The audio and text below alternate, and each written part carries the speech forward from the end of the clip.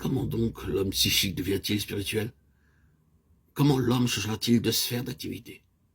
Et du domaine de l'âme passera-t-il dans celui de l'esprit? Comment deviendra-t-il spirituel?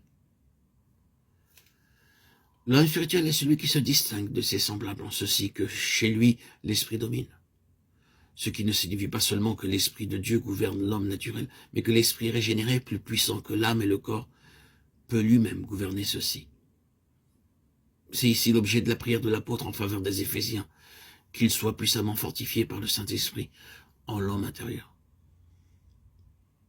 L'homme spirituel marche selon l'esprit, lequel besogne si intimement avec le Saint-Esprit que le dernier Adam, esprit vivifiant, peut librement et parfaitement animer toutes les facultés, pensées, imagination, raisonnement, jugement, et manifester par elles l'expression la plus haute, la plus parfaite de la volonté divine.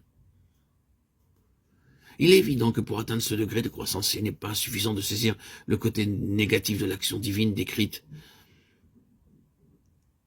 Cette division de l'âme, de l'esprit que nous venons d'étudier, il faut aussi s'approprier le côté positif exposé dans le passage des Thessaloniciens. Il faut que le Dieu de paix est sanctifié complètement en prenant possession de l'être tout entier, l'esprit, l'âme et le corps. Que le Dieu de paix vous sanctifie lui-même parfaitement et que tout ce qui est en vous, l'esprit, l'âme, le corps, soit conservé irrépréhensible pour l'avènement de notre Seigneur Jésus-Christ. 1 Thessaloniciens 5, 23. Il faut donc que le Dieu de paix est sanctifié complètement en prenant possession de l'être tout entier, l'esprit, l'âme et le corps. Alors, ceux-ci animés par lui sont devenus capables de fonctionner normalement. Celui qui est uni au Seigneur est avec lui un même esprit. 1 Corinthiens 6, 17. Vous êtes morts à l'égard de la loi par le corps de Christ pour être unis à un autre, à savoir celui qui est ressuscité des morts. Romains 7, 4. Ces passages exposent ce que doit être l'union spirituelle avec Christ, laquelle est le résultat et le but ultime du sacrifice de la croix. Cette union avec le Seigneur ressuscité et glorifié est d'ordre essentiellement spirituel, et c'est dans la mesure que le croyant est séparé, dégagé de l'enveloppe de l'âme, qu'elle est pratiquement réalisée.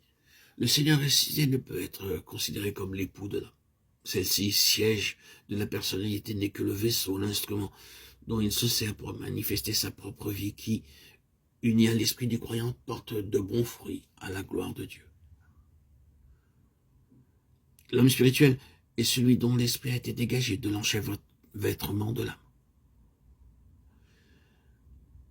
Ou comme le définit Bromley, qui écrivait en 1574, c'est celui dont l'esprit a été élevé hors des atteintes de l'âme et qui est uni au Seigneur.